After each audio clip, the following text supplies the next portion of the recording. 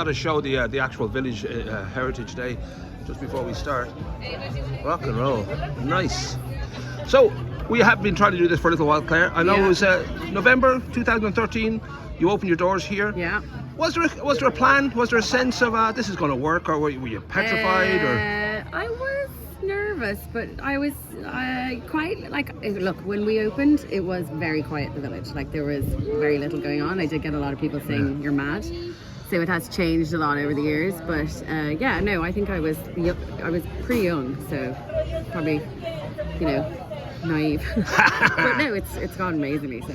But that kind of that energy of youth, that sort of optimism of youth, is hugely important. I think when you're going into the unknown. Yeah, you need to be kind of brave / stupid. Right. Yeah.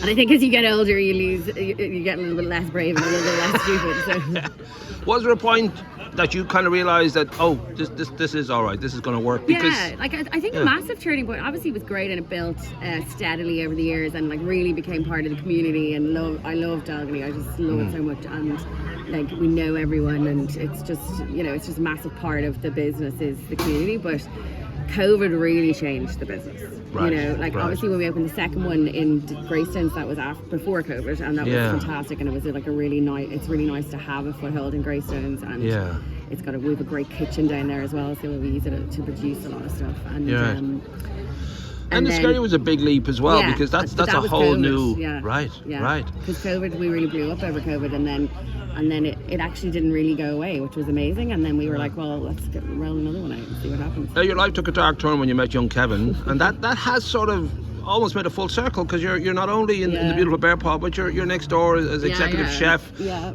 that must feel pretty sweet. That it is sort of still. Yeah, no, it's amazing. And like Kev's like supported me so long in the Bear Paw, is like helping me out with my business, and now it's kind of the horse and hound is his baby, and I'm kind of a supportive role, but I absolutely adore it, and it's also big enough that we don't like kill each other. We have our we have our areas, and you're sure he's not in just for the sandwiches, because he would strike me. Well, he always says that the reason he fell in love with me was because I owned a sandwich shop. I think it was the cured Italian meat sandwich what did it for him. So yeah. There is of course like a lot going on in Delgany. It's grown enormously over those years that you've been here, and there is always kind of concern, especially now with the beautiful Rory's plans to make a one-way, which could be disastrous for everybody. Look, I have massive concerns about it. My biggest concern is the complete lack. They want to remove all on-street parking, even sat-down parking. Wow. And there's no it's obviously a tiny village and there is very little parking, but even a few spaces that's set down only where people can avail of the businesses. So I have no parking for my business.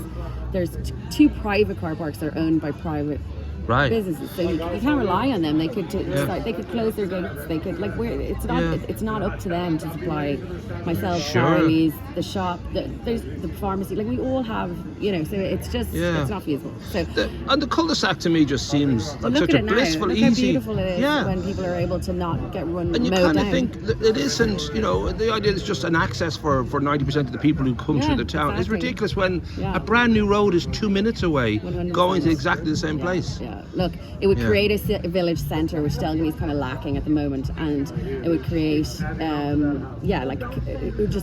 would give it a nucleus. Right. Which at the moment it's just a through road, and if they go with this one way, going this way, it's just going to be an exit onto the N11. People are just, all the new houses being built, they're just going to shoot down straight onto the N11. Sure. And they can't even pull in for a coffee because there's nowhere to pull in. Right. And we're obviously delighted to have all our new customers, hopefully customers, in all the new buildings, but we want them to be able to access the village. Sure, big time. I'm a believer in protests. Is there any way we could arrange a violent protest? They're always very effective. We're like, I don't know the about Farleys would be really handy in a fight, I think. We're definitely not going to take it lying down, I can tell you that. Rock and roll. Yeah.